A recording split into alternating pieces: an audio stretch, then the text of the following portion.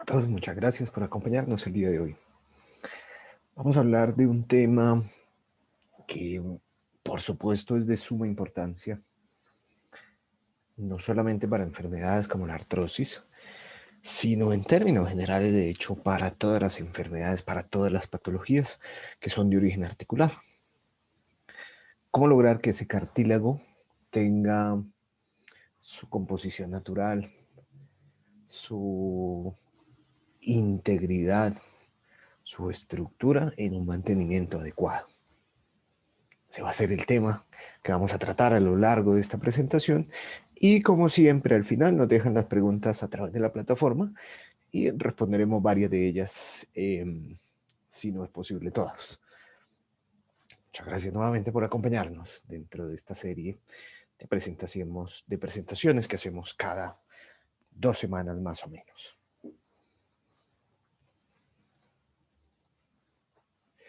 Y a lo largo de esta presentación vamos a intentar buscar las respuestas a varias preguntas. ¿Qué es el cartílago articular? ¿Qué factores lo afectan? ¿Qué enfermedades están relacionadas con una afectación de la integridad, de la composición de este cartílago? Y finalmente también, ¿cómo podemos lograr tener un cartílago que sea fuerte, que sea saludable, que tenga integridad? A lo largo de la presentación del día de hoy, vamos a buscar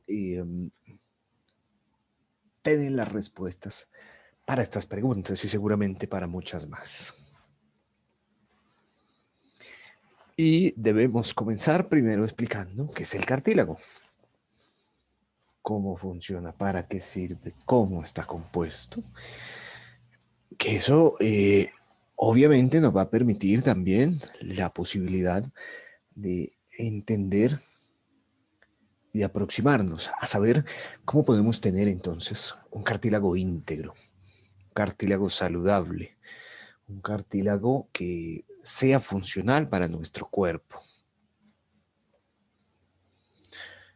Y debemos empezar entendiendo que una articulación normal tiene diferentes estructuras, como esta imagen que vemos en la diapositiva. Tiene músculos que permiten el movimiento, tiene por supuesto huesos que son los que le dan soporte y sostén. Está el cartílago, que es la estructura que evita el roce entre los huesos que componen la articulación. Permite un roce, un soporte de la carga, una función de los huesos sin que se produzca dolor. Lubrica esa superficie de tal manera que de manera natural no se presenta dolor. Tenemos también ligamentos, de los más famosos son los de las rodillas, por las lesiones de los deportistas. También las lesiones que se presentan en muchas personas no deportistas, al menos de alto rendimiento, a veces en situaciones cotidianas de la vida. Movimientos que fueron un poquito exagerados terminan por producir enfermedades de los ligamentos también. Los tendones, que son las porciones terminales de los músculos, se insertan en los huesos y nos permiten entonces el movimiento. Y entonces ya muchos estarán diciendo, bueno, significa entonces que una tendinitis es la inflamación de esas estructuras de los tendones. Y sí, así lo es. Y digamos, su apellido, su nombre, depende del sitio del cuerpo en el cual se produzca este problema. Y tenemos también la bursitis, porque tenemos bursas alrededor de la articulación, que son cojines de grasas que están ubicados arriba, encima de la articulación, especialmente, por ejemplo, articulaciones como la rodilla, que tienen que hacer mucho movimiento y permiten que la articulación se pueda mover de una manera natural. Esa es la función de estas estructuras. Y entonces podemos ver que la articulación, de hecho, es una estructura muy compleja. Es una estructura que supone el conjunto de muchas partes diferentes del cuerpo para que se produzca su función natural. Y el cartílago es uno de estos componentes de una articulación normal.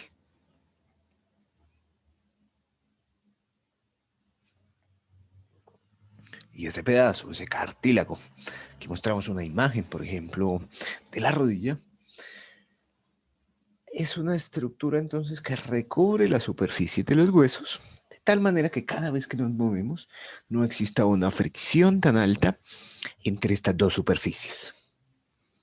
De tal manera entonces que se evita el dolor. Y el cartílago de forma natural va a tener entonces un proceso de renovación más o menos constante. Va a tener la posibilidad de comunicarse con otros tejidos, por ejemplo con el hueso. Por ese motivo, cuando el cartílago se empieza a afectar, por ejemplo, ya no existe la comunicación habitual que tiene el cartílago, por ejemplo, con los huesos. Se hace más difícil ese proceso de comunicación. Porque el cartílago de manera constante va a enviar unas señales a los huesos para que estos se renueven. Y por eso en los casos de artrosis, que es una enfermedad articular por desgaste del cartílago, o también en enfermedades como la artritis reumatoide, que es una enfermedad autoinmune de inflamación de la articulación, se va a presentar la osteopenia. Estoy seguro que muchos de ustedes que la están escuchando esta presentación han leído en sus reportes de radiografías o han escuchado que han dicho esa palabra osteopenia. Y básicamente es el resultado de la disminución de la comunicación natural que tiene el cartílago sobre el hueso. Y entonces el hueso empieza a perder su densidad, su fortaleza. Porque se afecta esta comunicación del cartílago con el hueso. El hueso necesita que el cartílago le informe ciertas cosas para que siga teniendo la densidad que debe tener.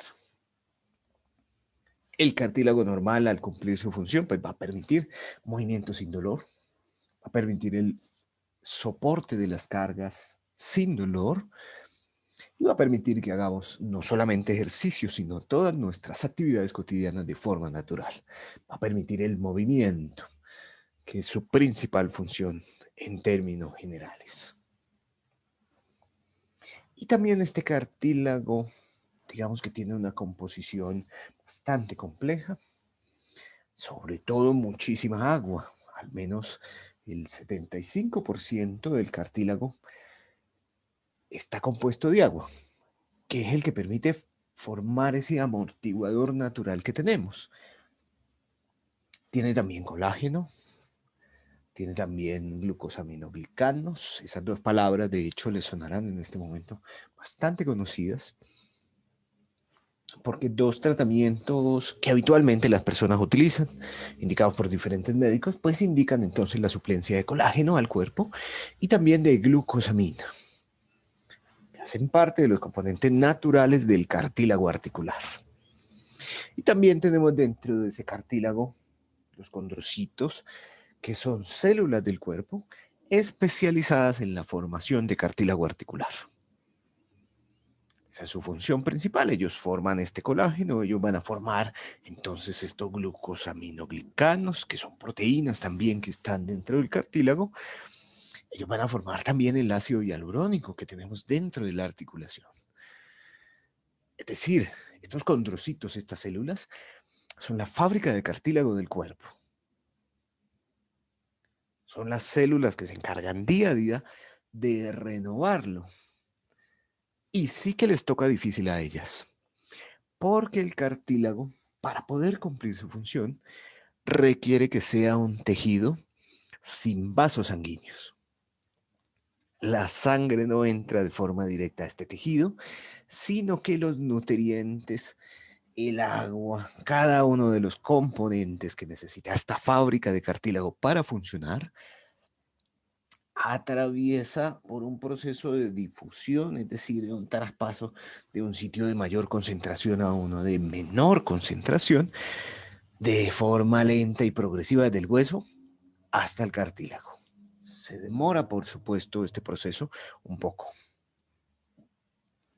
Eso hace que la llegada de nutrientes, que la llegada de agentes benéficos para el cuerpo, en este caso particular para el cartílago, sea despacio, es un proceso bastante lento. El proceso de nutrición de Una articulación es un proceso relativamente lento, precisamente por esta característica de no poseer de forma directa vasos sanguíneos que lleguen hasta allá a irrigar y permitir la entrada de estos nutrientes de una manera un poco más fácil. Eso también explica por qué la llegada de los diferentes medicamentos que uno tome para una patología del cartílago demoran también tiempo en hacer efecto. Obviamente, porque tampoco es que estos penetren más rápido. Todo es un proceso un poquito lento en términos de la llegada al cartílago de la articulación. Y aquí tenemos unas fotos de estos condrocitos. Esos pedacitos blancos son las islas donde ellos están inmersos y cumplen su función. Esas son las fábricas de cartílago que van a permitir que tengamos entonces la producción constante de los diferentes componentes del cartílago articular. Y si ya lo vemos de una forma esquemática, entonces mostramos ahí el huesito que está debajo de la articulación. Muchísima agua que hay a lo largo del cartílago, como les decía, más o menos 75, 80% de la articulación del cartílago está compuesto principalmente por agua. Tenemos las proteínas que hacen parte de los componentes estructurales de este cartílago. Tenemos proteínas también como el colágeno, la glucosaminas, el ácido hialurónico, todos estos están ahí. Y dentro de este entramado de diferentes componentes encontramos entonces a estos condrocitos, a estas células productoras del cartílago.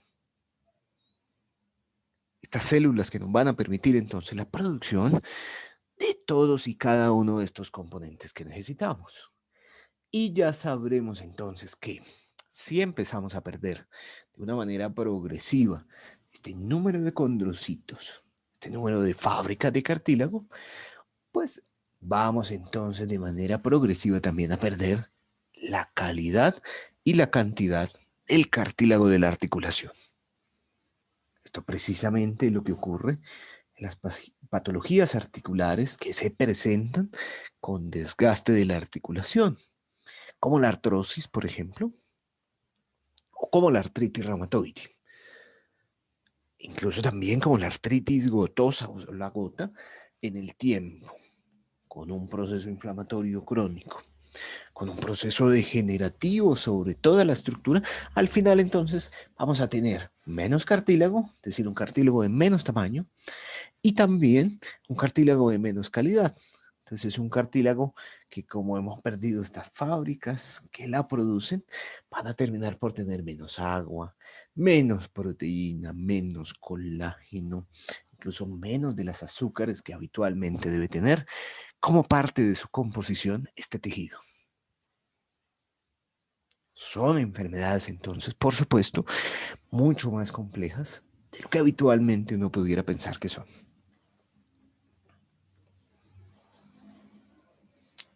Además, porque el cartílago nos permite entonces tres funciones supremamente importantes en nuestro cuerpo.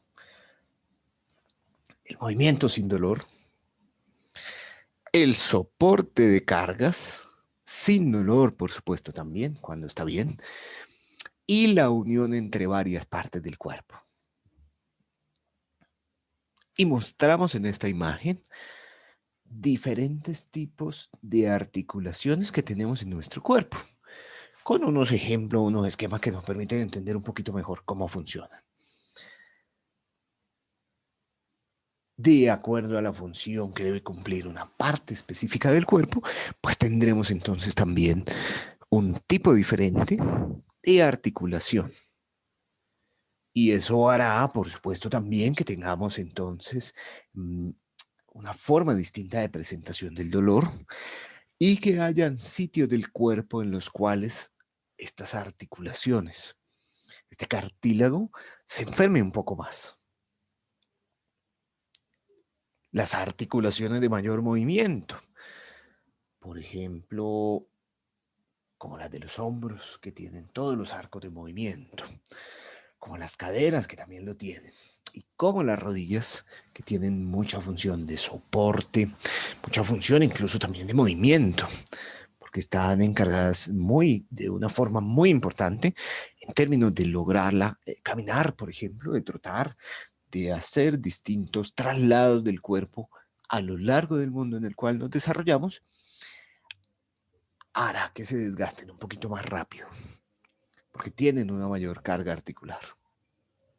Igual ocurre, por ejemplo, con nuestros dedos pulgares, que también los utilizamos ahora en el mundo contemporáneo de una forma muy constante, por ejemplo, para escribir, textear a través de nuestro teléfono, para escribir en papel, para hacer la mayoría de actividades cotidianas que tenemos todos los días.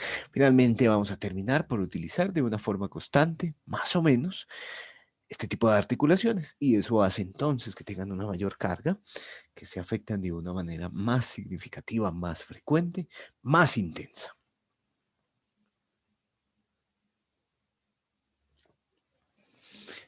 Porque para el mantenimiento del cartílago articular,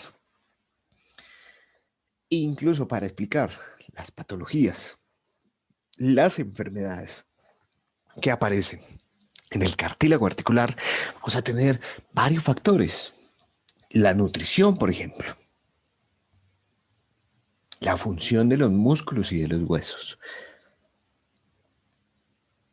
Además ahí es donde está la articulación, está el cartílago.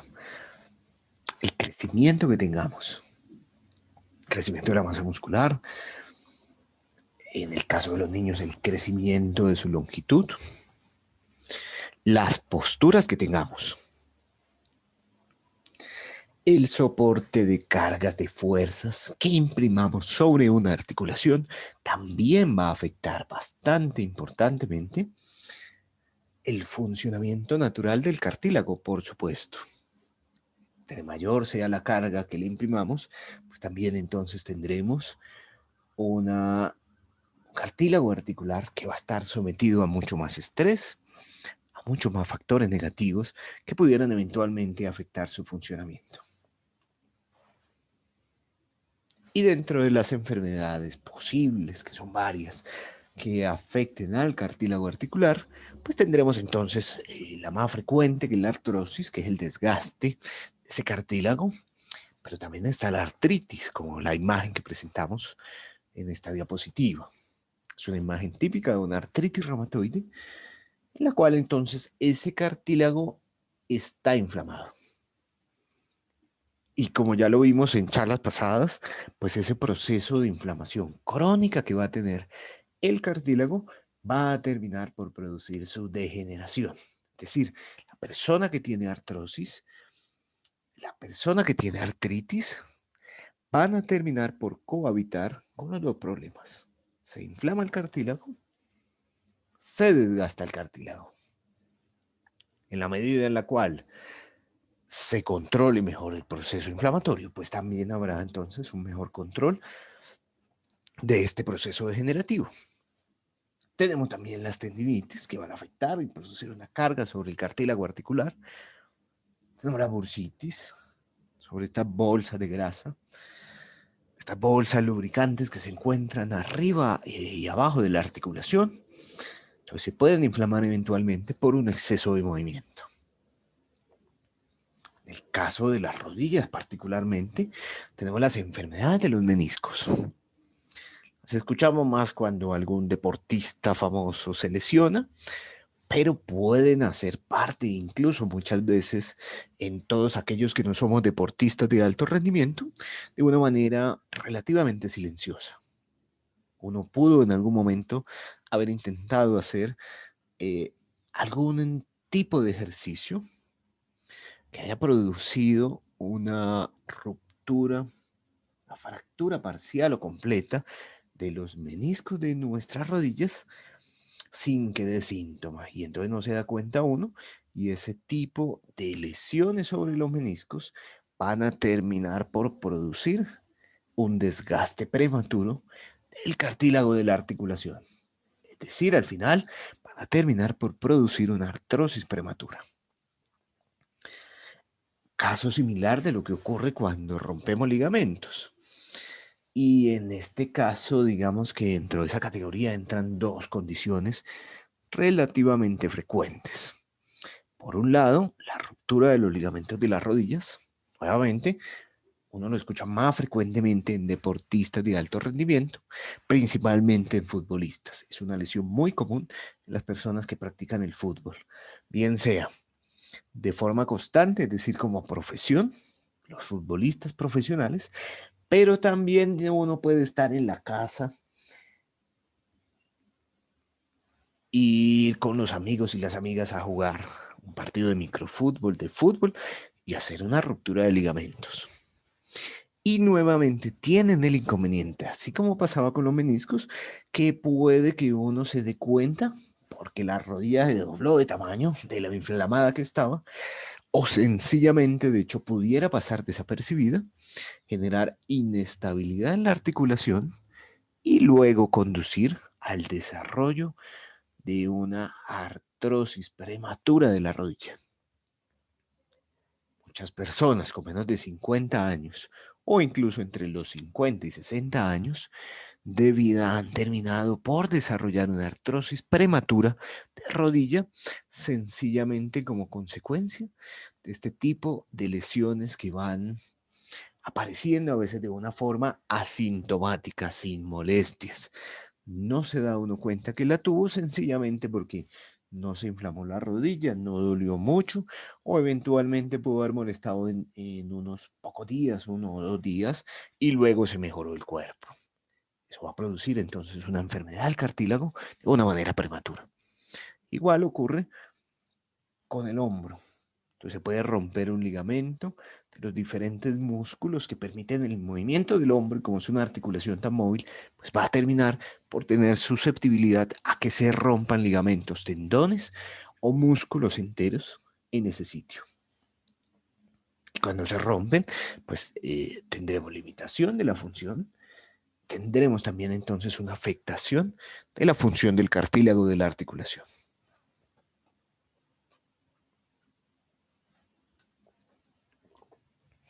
El cartílago se enferma por diferentes motivos y procesos. La inflamación, la oxidación, la muerte de diferentes células del cuerpo, incluso estas que habíamos mencionado que son fábricas de cartílago, como los condrocitos. El estrés, la contaminación de todo tipo a la cual estamos expuestos de manera constante, las alteraciones del sueño, ya vamos a ver un poquito más adelante por qué motivo, y las afectaciones en este proceso de nutrición. Que recordemos, el proceso de nutrición de la articulación es mucho más complejo que la nutrición de casi todos los tejidos del cuerpo. Así, el cartílago articular, por su condición particular de no tener vasos sanguíneos, va a ser más difícil de nutrir, más lento de nutrir. La inflamación, de forma aguda, está diseñada por nuestro cuerpo, ha adquirido este conocimiento a lo largo de la evolución del ser humano para reparar los tejidos. La inflamación aguda busca reparar lo dañado. Y la inflamación crónica busca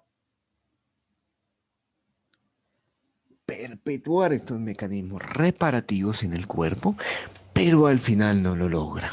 Y al contrario, la inflamación sostenida en el tiempo.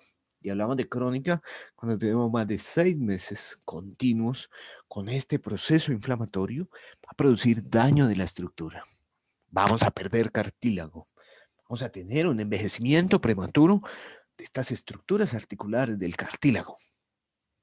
La inflamación crónica, y por eso mismo es que las personas que tienen enfermedades inflamatorias crónicas de la articulación, como la artritis reumatoide, como la artritis gotosa, como las artritis en general de tipo autoinmune, van a terminar por perder de manera progresiva el cartílago articular. Se va a dañar, se va a perder, y en general todo ese tipo de casos terminan también entonces con artrosis, es decir, con desgaste del cartílago. porque el cartílago entonces comienza a reemplazarse por una fibra no funcional. Y entonces aparece el dolor y aparece la muerte de las células del cuerpo. La nutrición, que es muy lenta, es una nutrición con un proceso difícil porque no tenemos vasos sanguíneos dentro del cartílago articular. Y entonces la entrada de diferentes factores de crecimiento, es decir, de los factores que nos van a permitir enviar la señal a esa parte del cuerpo para que produzca más cartílago. Es lenta, es demorada, es difícil incluso para el cuerpo hacerlo. El déficit de vitaminas, el déficit de aminoácidos dentro de la dieta y la presentación de la inflamación crónica, de golpes, es decir, de traumas sobre la articulación cuando uno se cae, uno va caminando y se pega sobre la rodilla preciso y seguro sobre la rodilla que más duele. O si es sobre la cadera, entonces sobre la cadera que más duele. Ese tipo de golpes también van a terminar por afectar la función natural de la articulación. Se va a inflamar más, se va a afectar más. Y la sobrecarga que pongamos en la articulación también va a afectar ese proceso de nutrición. Entonces, si uno tiene ya una articulación afectada, por ejemplo, los dedos de las manos o las rodillas, y empezamos a hacer movimientos repetitivos, constantes, muy intensos sobre ese sitio del cuerpo, vamos a terminar entonces también por presentar una gran afectación de este cartílago de esas articulaciones.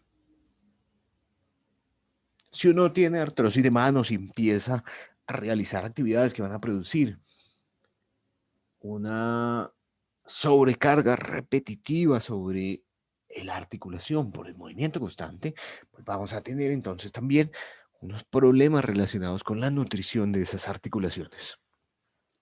Por eso, en las personas que padecen ya alguna patología articular, generalmente hacemos unas modificaciones en la actividad física que van a realizar. Las células se mueren, por supuesto. Y en este caso particular es de interés la muerte de estos condrocitos, estas células que funcionan como fábrica del cartílago de la articulación. Y al final entonces, como vamos perdiendo como parte del proceso de envejecimiento, como parte de procesos inflamatorios, como parte de déficit de nutrición, de la exposición a diferentes contaminantes, es decir, de todo este ciclo que vimos previamente, pues vamos a tener al final entonces menos cartílago, menos proteínas, menos agua como parte de los componentes de este cartílago natural que debe funcionar de una manera natural y entonces tendremos un cartílago con una composición distinta, no uniforme y que por supuesto entonces no va a cumplir su función natural. Es un cartílago entonces que se va a desgastar de una manera prematura, de una manera más rápida, que va a producir dolor, que va a facilitar, de hecho, procesos como la inflamación, que van a terminar entonces al final por destruirlo más.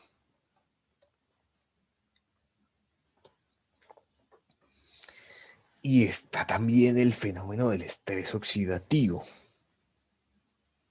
por los radicales libres a los cuales nos exponemos de diferentes formas, con la radiación del sol, en ciudades como Bogotá, incluso a pesar de estos días, por ejemplo, que han estado muy fríos, muy oscuros, igual hay radiación solar.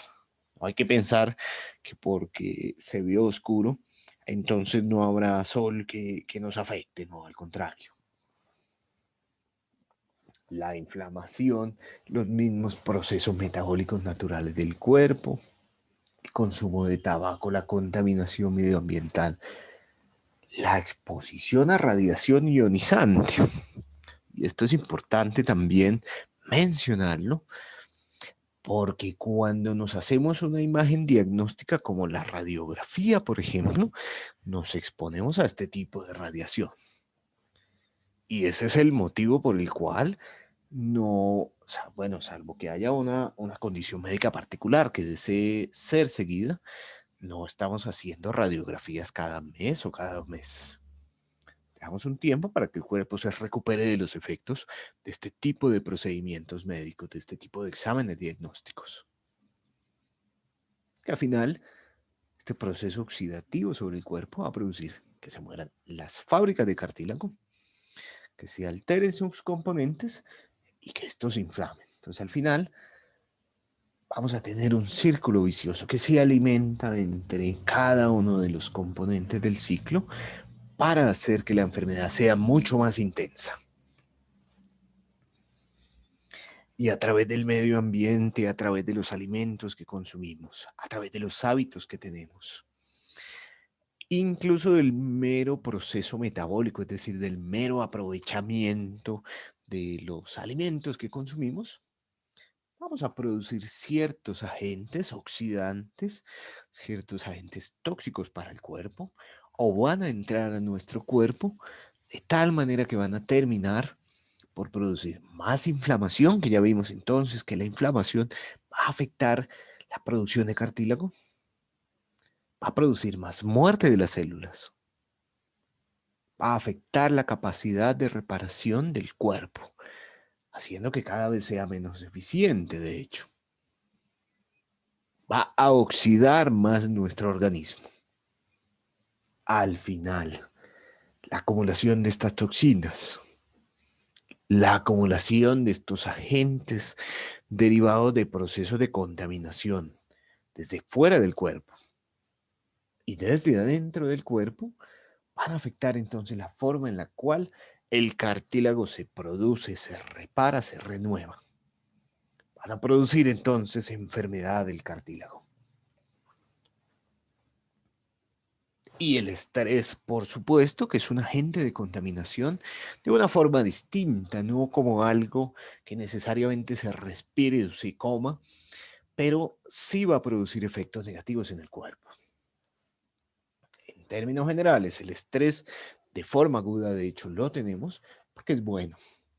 Nos permite adaptarnos, permite a nuestro cuerpo responder a cierto tipo de agresiones que pudieran ser muy complejas.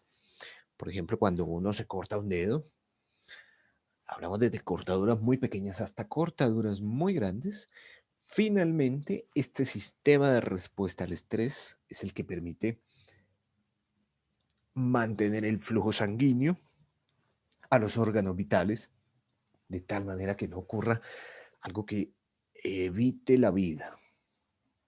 Esa es la principal función de este sistema de respuesta aguda al estrés. La misma, si estamos en la selva y aparece un tigre o aparece un león, el sistema del estrés es el que nos permite correr de una manera mucho más rápida, intentando evitar que este agente agresor nos destruya. Este estrés agudo también es el que en un momento en el cual alguien intente robarlo a uno, pues estar activo de tal manera que permita correr, que permita huir, que permita una respuesta muy rápida, que el cuerpo responda de la manera adecuada a este tipo de agresiones. El problema es que con las modificaciones de los estilos de vida, incluso con la evolución social que hemos tenido como colectivo a lo largo de la historia, cada vez hemos introducido entonces a nuestro organismo fuentes de estrés diferentes. Es claro que la respuesta al estrés es muy útil en los casos de tener que huir. Pero cuando este agente de manera constante y permanente está presente en el organismo, no es tan claro su beneficio. Porque uno podría decir, bueno, me genera estrés contestar el teléfono, entonces no contesto. Pero cuando esa llamada de manera constante se está presentando, va a producir un efecto crónico sobre el cuerpo. Va a producir una respuesta sostenida en el tiempo de estrés. Y el estrés crónico. Este estrés que permanece en el organismo, que sigue de forma constante, va a terminar por producir más muerte de las células, más inflamación, más dolor. Es decir, siempre al final va a producir una enfermedad un poquito más intensa, especialmente importante en las enfermedades del cartílago de la articulación.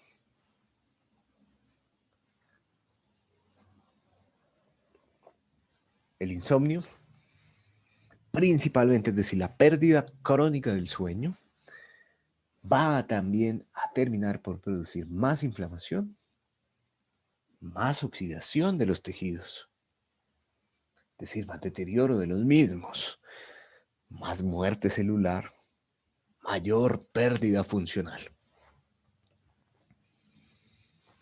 Y vamos a ver ahora las recomendaciones generales muy importantes para saber cómo vamos a mantener este cartílago articular íntegro, un cartílago articular funcional, que tenga la capacidad, incluso en medio de una enfermedad posible que uno tenga, de mejorar su proceso de reparación, de mejorar los procesos de fabricación de cada uno de estos componentes que tiene. Recordando que estamos en un ciclo de diferentes componentes, de contaminación, de estrés, de inflamación, de oxidación, de alteraciones nutricionales, de alteraciones del sueño, de muerte celular prematura. Y sabemos, eso sí, los que se han visto varias de estas charlas casi que dirán, bueno, siempre repiten lo mismo, por supuesto. En este tipo de enfermedades, el cartílago, siempre existen los mismos grupos de alimentos que van a terminar por producir un mayor desgaste del cartílago articular. Alimentos con azúcar añadida, el azúcar refinada, las grasas saturadas. Este tipo de alimentos, en términos generales, va a terminar por afectar más el cartílago que otros. No significa que no se puedan comer nunca, no. Pero entre menos mejor. Si comemos este tipo de alimentos de una manera constante, pues tendremos entonces también una mayor afectación del cartílago. Vamos a afectarlo más rápido. Vamos a afectarlo más frecuente, como les digo. No es necesario que nunca jamás en la vida se lo puedan comer, no. Entre menos mejor. Que de vez en cuando uno diga, oiga, yo no en un año me los consumo 3 veces al año en los cumpleaños de los hijos o en el cumpleaños del esposo o la esposa. Está bien. Que yo una vez al mes hago una cena especial para toda la familia, bueno, está bien, no hay problema. Pero si empezamos a introducirlos en la dieta de una manera constante, día a día, pues tendremos entonces un problema derivado del consumo de este tipo de alimentos. Las harinas refinadas, estos productos de paquete también, que a veces son muy sabrosos. Los enlatados, la salsa, los jugos artificiales, estos son los que entre más poquito mejor. Que uno nuevamente de vez en cuando consuma alguno de ellos, pues no hay problema. Pero si los introducimos en la dieta y los consumimos de forma constante, tendremos entonces problemas derivados de precisamente de este consumo habitual, este consumo sostenido en el tiempo. Y al contrario, hay otros alimentos que debemos consumir de una manera más frecuente. Tenemos los aceites vegetales, por ejemplo, como el aceite de ajonjolí, o el aceite de oliva, o el aceite de semillas de uva. Y es importante en este caso particular que tengamos en cuenta que estos aceites, en términos generales, no deberían ser calentados. Es decir, termina dando lo mismo si yo frito un pedazo de carne o de pechuga o de pescado con el aceite de oliva que con el aceite de palma convencional que utilizamos. Da igual, un poco más caro, eso sí.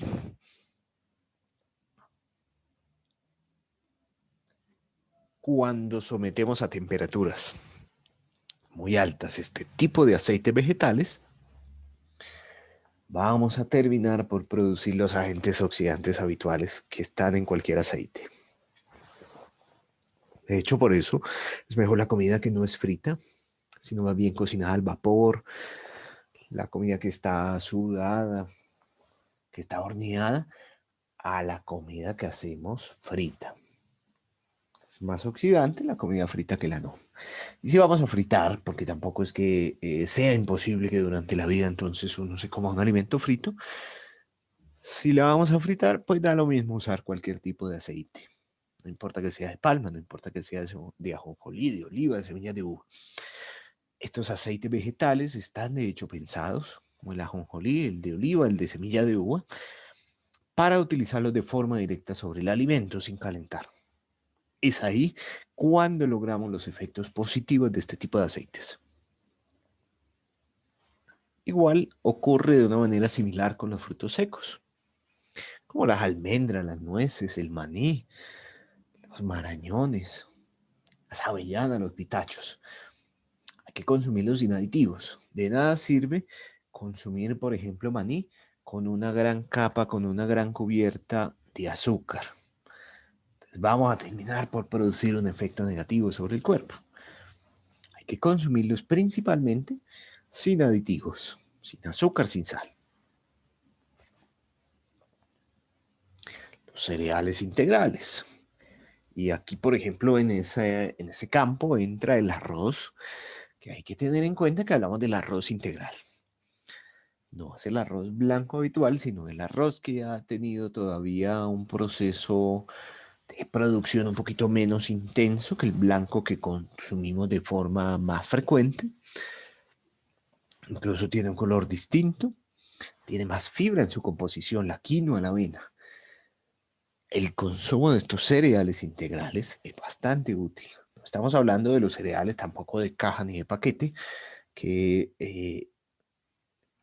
también se pueden encontrar muy fácil en el mercado, pero que generalmente entonces ya tienen procesos industriales, en los cuales se han incluido componentes que pueden afectar de forma negativa los procesos inflamatorios y oxidativos del cuerpo. E igual también son muy favorables las verduras, estas especialmente que tienen un color verde bien particular, bien intenso, como la espinaca, como las acelgas, como el brócoli. Teniendo en cuenta, eso sí, cuando consumamos este tipo de alimentos, que a nuestro cuerpo no le vaya a afectar. Hay personas que son un poquito más sensibles en su tubo digestivo y el consumo de alguna de estas verduras, de alguno de estos alimentos, podría afectar su funcionamiento natural, producir dolor, producir producción de gases.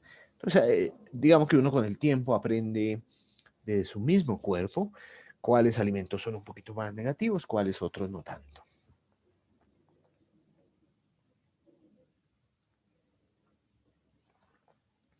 Y hay que aportarle a nuestro organismo proteínas, por supuesto. De los pescados de mar. También proteínas vegetales derivadas, por ejemplo, de los granos, como el garbanzo y las lentejas. Estos pescados de mar son un poquito mejores que los pescados de río, sencillamente porque tienen una mejor composición de sus ácidos grasos. Entonces, los pescados de mar, o el atún, por ejemplo, no hablo del atún enlatado, sino del filete del atún, incluso como el salmón, desde que no sea cultivado. Ellos tienen un mejor aporte de los ácidos grasos que van a permitir desinflamar un poco las articulaciones en el cuerpo. Y el ajo, los puerros, la cebolla van a ser también alimentos que nos permitan desinflamar la articulación, reducir y mitigar estos efectos negativos sobre la integridad del cartílago que eventualmente se pueda ver afectada. La actividad física es súper importante porque va a activar la circulación sanguínea a lo largo del cuerpo. Ya sabemos que no tenemos vasos sanguíneos directos sobre la articulación, sobre el cartílago, pero entre más circulación sanguínea se produzca sobre esos sitios, pues también entonces tendremos una mayor velocidad de difusión de los diferentes componentes sobre el cartílago. También le dará más flexibilidad, más fortaleza, mayor capacidad de producción. Reducir la velocidad de envejecimiento. Eso sí, siempre teniendo en cuenta que sea un ejercicio bien practicado, con medidas de seguridad, para minimizar el riesgo de presentación de diferentes lesiones sobre el cartílago o las estructuras de la articulación. Hay que hacerlo 3 veces por semana al menos. No suele funcionar bien hacer ejercicio una vez a la semana. Es muy poco. Entre más constancia se tenga, es mejor. Hay que saber que no estamos compitiendo en unos olímpicos y por ese motivo incrementamos la intensidad del ejercicio de una manera progresiva. No vamos a empezar, si hoy es nuestro primer día, corriendo 20 kilómetros. ¿Para qué? Eso solo va a producir sobrecarga mecánica en la articulación y por lo tanto más enfermedad. Debemos mantener una hidratación constante para que el cuerpo pueda funcionar bien. Hacer calentamientos y estiramientos al principio y estiramientos al final también de la actividad física. Observar muy bien nuevos síntomas que puedan aparecer, por ejemplo, como el dolor.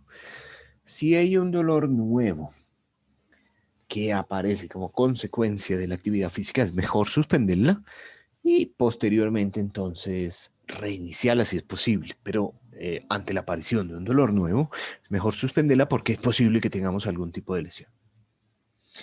Por supuesto que adecuamos la actividad física de acuerdo a la enfermedad que tenga la persona.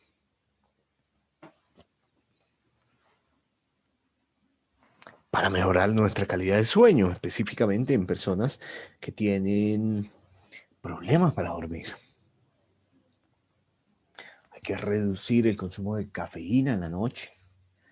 Si uno es sensible a la cafeína, por ejemplo, y se toma un tinto a las 10 de la noche, pues claro que va a tener dificultades para poder conciliar el sueño. Hay también que evitar el trabajo en la cama. Esta persona que se lleva en su computador personal para trabajar desde la cama un poquito más cómodo, eso termina por afectar también la forma en cómo el cuerpo interpreta la realidad y entonces entiende también que la cama es un sitio de trabajo y eventualmente podría dificultar la posibilidad de conciliar el sueño. Hay que evitar comidas muy grandes. Hay que intentar relajarse uno antes de dormir. Por supuesto, disminuir la luz artificial en este caso, el ruido. Y si uno ya definitivamente lleva una hora intentando dormir, si no se ha podido, es mejor salir de la cama, buscar un asiento e intentar un poquito de relajación y nuevamente repetir el ciclo. También necesitamos una adecuada salud emocional para mantener íntegro el cartílago. Hay que evitar el tabaco, el alcohol.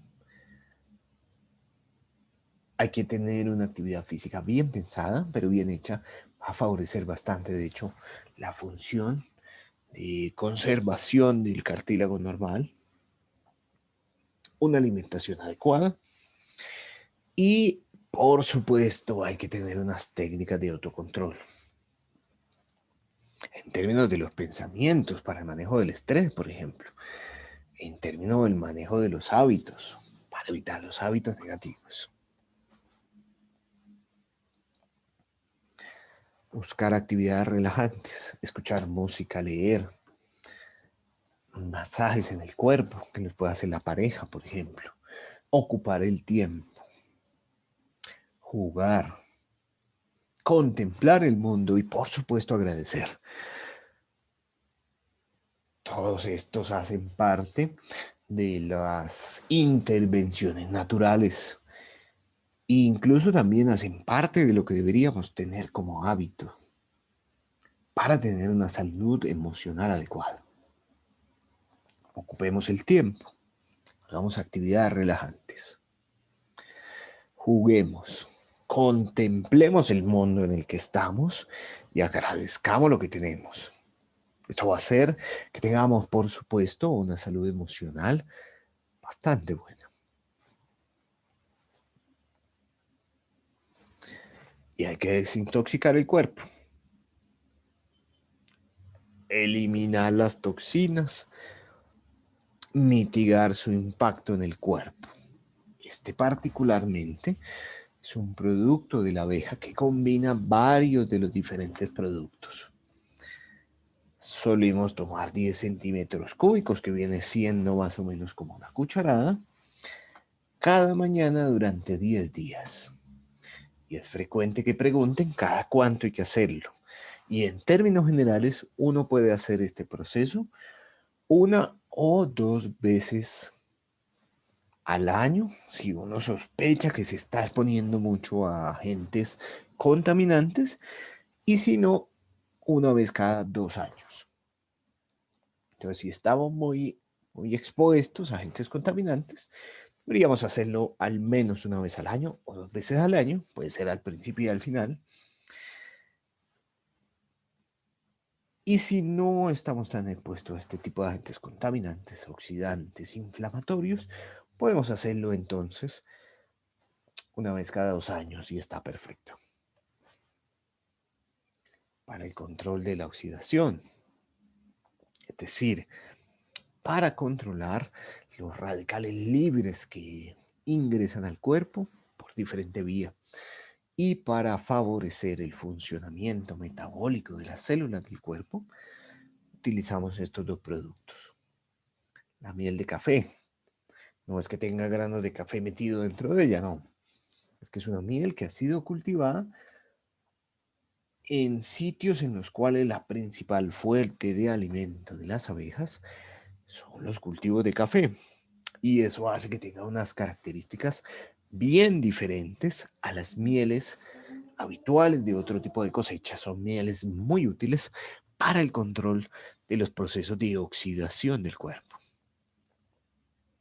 Igual la picorina, que nos va a permitir entonces el secuestro, la neutralización de estos radicales libres, de estos agentes productores de oxidación en el organismo.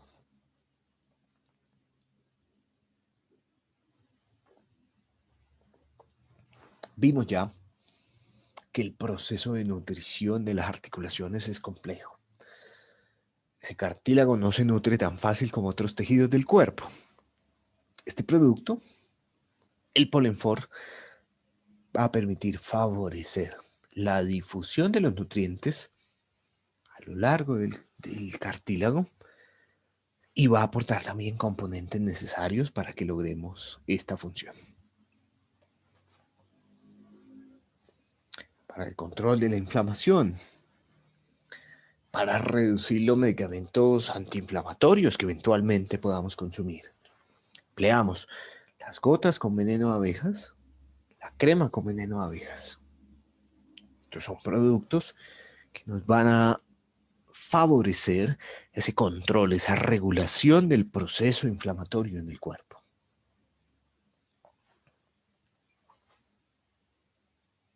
Para el dolor, este no es un producto derivado de la abeja, pero es un fitoterapéutico, es decir, es un producto derivado de plantas naturales que reduce el dolor y contribuye a reducir la memoria del dolor. El flexamidol, una tableta cada 12 horas o cada 24 horas, es decir, una o dos veces al día, permite un buen control del dolor en el cuerpo.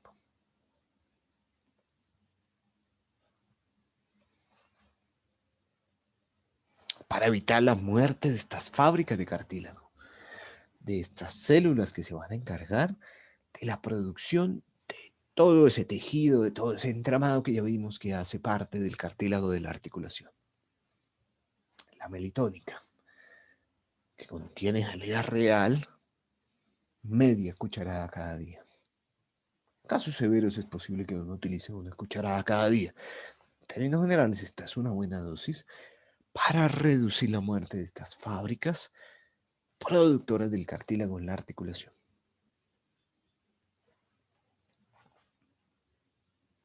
Para mejorar el sueño, nuevamente un producto fitoterapéutico con diferentes componentes de plantas que nos van a mejorar tanto la inducción del sueño, es decir, que uno se pueda dormir más fácil, como mejorar su calidad. Este Motivex lo tomamos entre 20 y 40 gotas, media hora antes de dormir, más o menos. Con 20 gotas está bien para iniciar. Si no funcionan en una semana, uno podría ir titulando, incrementando esa dosis que vamos a poner.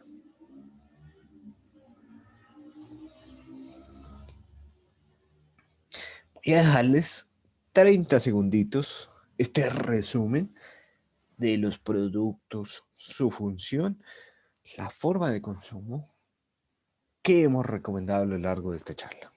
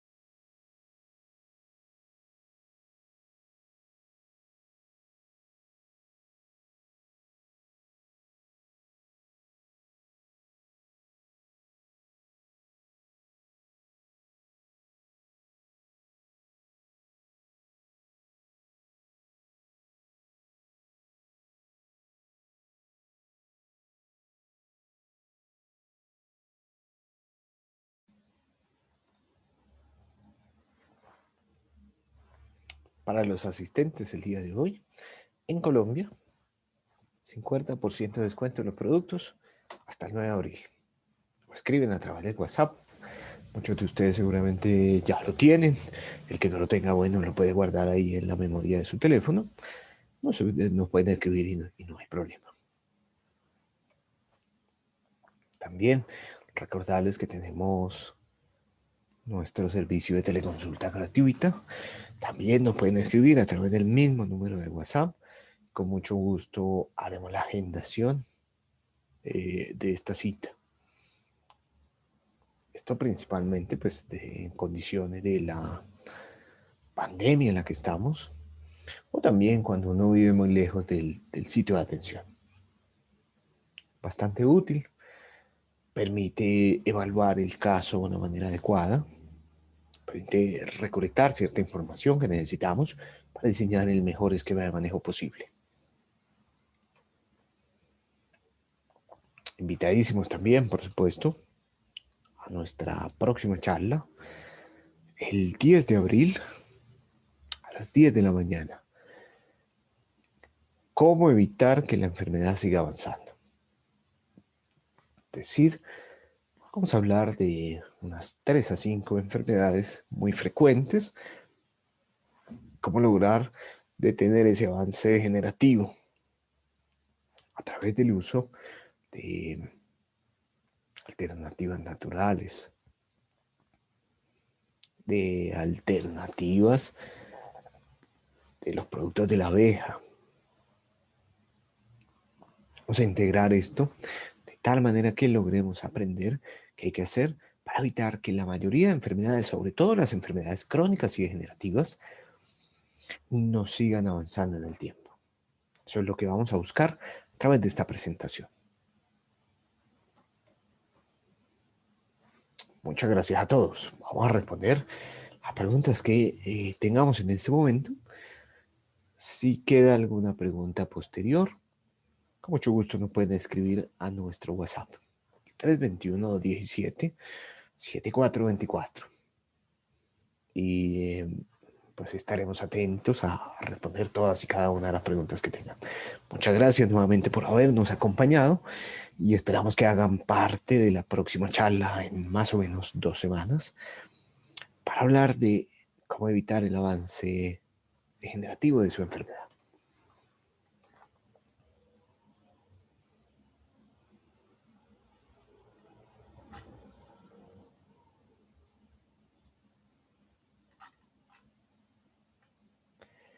Nos pregunta por aquí. Tomar estos productos para una persona con hipoglicemia y mal de Hashimoto. Me imagino que hablamos de la tiroiditis de Hashimoto. ¿Es factible? De hecho, sí. No hay inconveniente. No suele haber problema.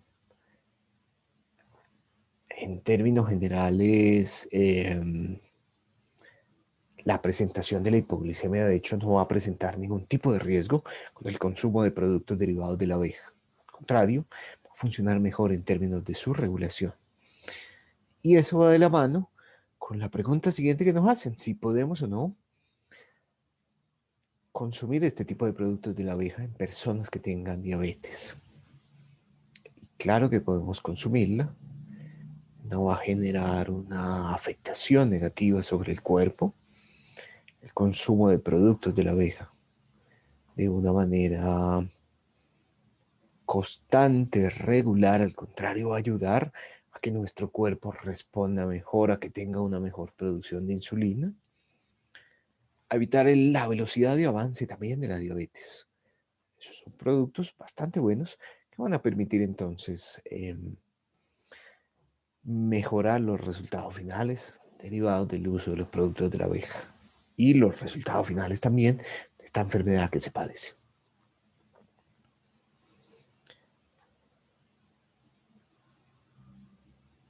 ¿Qué ventajas? Esta es una pregunta muy interesante. ¿Qué ventajas o desventajas hay de aplicar apitoxina intravenosa o subcutánea?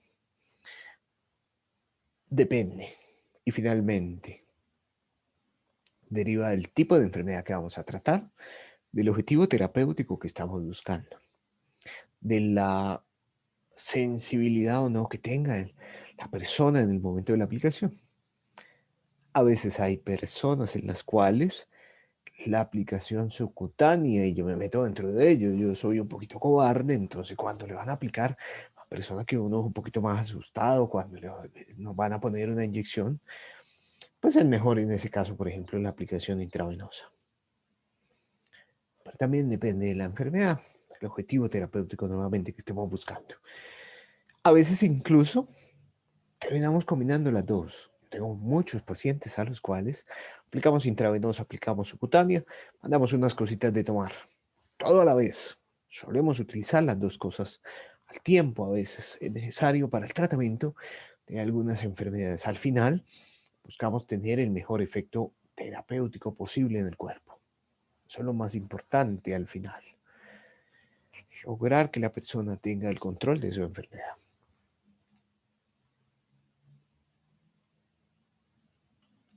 Señora Alba Carreño nos pregunta, una pregunta también supremamente importante. ¿El cartílago se puede controlar el desgaste? Sí, de hecho sí se puede controlar. Lo hacemos a través de diferentes mecanismos. A través de gotas, por ejemplo, que contienen veneno de abejas como el doloven. A través de la picorina, que es extracto de propóleo, con una concentración bien importante.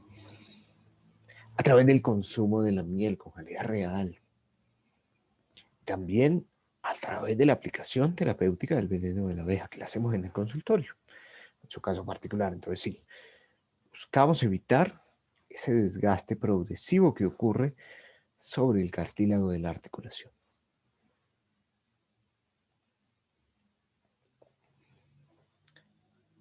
Mi mamá tiene 87 años, tiene artrosis en la rodilla, ¿que me puede recomendar? Listo.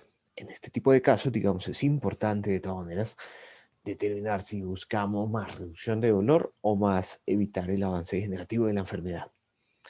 Pero en términos generales, buscamos de manera progresiva disminuir la frecuencia e intensidad del dolor, reducir la inflamación de la articulación, evitar su avance degenerativo en términos del desgaste.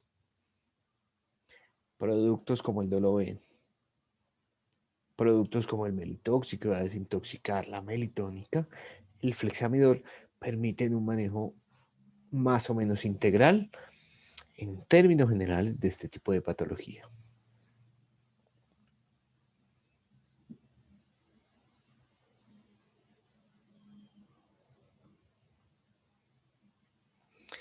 El dedo en gatillo también tiene relación con desgaste de cartílago. No.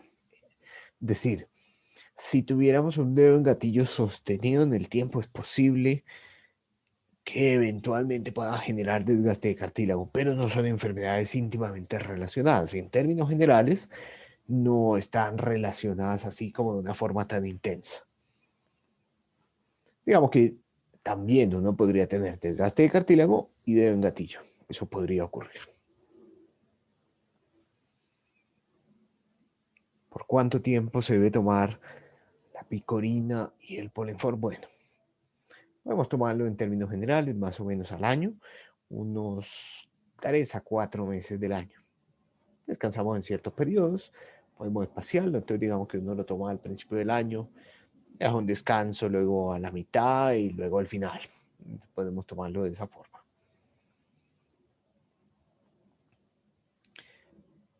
El cartílago se puede producir de nuevo cuando se desgasta, que es una pregunta supremamente interesante.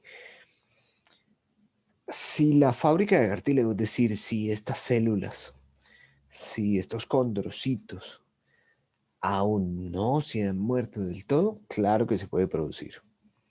Lo cierto es que en términos generales, en la mayoría de los casos, de hecho, cuando hemos empezado a tener signos de desgaste del cartílago, bien sean clínicos, cuando movemos la rodilla, por ejemplo, cuando tocamos las manos, cuando movemos la articulación, cuando hay signos de desgaste en general, ya sabemos que hay unas células que se murieron y que no vamos a recuperar. Y por lo tanto, ese cartílago que se perdió probablemente no se va a poder llevar al nivel que tenía antes. En términos generales ocurre así y por ese motivo también es importante evitar que se pierda más cartílago. Yo recomiendo siempre que nuestro objetivo terapéutico sea evitar que se pierda lo que tenemos, porque sobre la recuperación del cartílago que ya se perdió, generalmente no tenemos control. Señor Carlos Padilla, muchos saludos también desde California, en Estados Unidos. Gracias por escucharnos. Traté a una paciente de 61 años sin absolutamente nada de cartílago. Después de 5 meses con la apiterapia, se recuperó el cartílago de manera que pudo volver a jugar tenis, actividad que había realizado por 44 años. Y de hecho, ese tipo de intervenciones, cuando uno utiliza los productos de la abeja, por ejemplo, productos naturales, son los que más satisfacción producen. Son personas que habían sido desahuciadas, son personas que habían perdido incluso esperanza en poder hacer las actividades que habitualmente realizaban, pero al final, cuando logramos que ellos retomen sus actividades naturales, por supuesto que siempre es muy satisfactorio.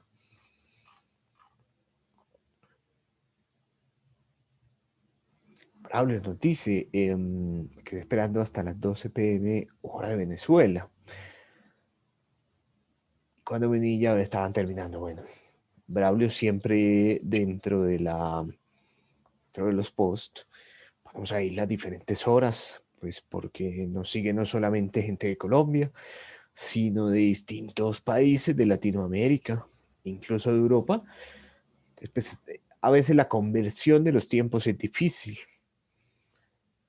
A veces incluso se le olvida a uno piensa que es a una hora, resulta que era un poquito antes o un poquito después. Entonces, bueno, no, esperamos que en la próxima ocasión no haya este tipo de inconvenientes. Y finalmente, el señor Alonso Cárdenas nos pregunta también muy importante, ¿y la aplicación de apitoxina intraarticular? ¿La podemos hacer? En general es bastante segura, produce muy pocos efectos secundarios en el cuerpo. produce bastantes efectos positivos sobre la regulación del proceso inflamatorio en el cuerpo, el proceso inflamatorio interarticular. Por su complejidad, por las dificultades técnicas que eventualmente incluso pudieran aparecer, solemos usarla en casos bastante severos. Una articulación muy inflamada con un incremento del tamaño muy intenso. Solemos utilizarla en este tipo de casos. Finalmente, ladies, pregunta: ¿la artrosis es una enfermedad que puede seguir avanzando? Sí, de hecho, avanza siempre. ¿Cómo se puede controlar ejercicios, alimentación y medicamentos? ¿Cuál sería el medicamento para no seguir avanzando? Listo, perfecto. Hablamos de la alimentación, algunas frutas, algunas verduras, rojas sobre todo, por ejemplo, verduras verdes, frutos secos sin aditivos, actividad física al menos 3 veces por semana y los productos para evitar que siga avanzando. Los presentaba en esta charla, entonces tenemos el Doloven, por ejemplo, tenemos el Polenfor, tenemos la picorina, tenemos la melitónica. Todos estos van a contribuir de una manera constante a que tengamos un menor avance de la enfermedad. Muchas gracias a todos por acompañarnos. Nos veremos en nuestra próxima charla. Feliz tarde, feliz Semana Santa. Nos vemos en 15 días en la próxima charla. Muchas gracias a todos. Buen día.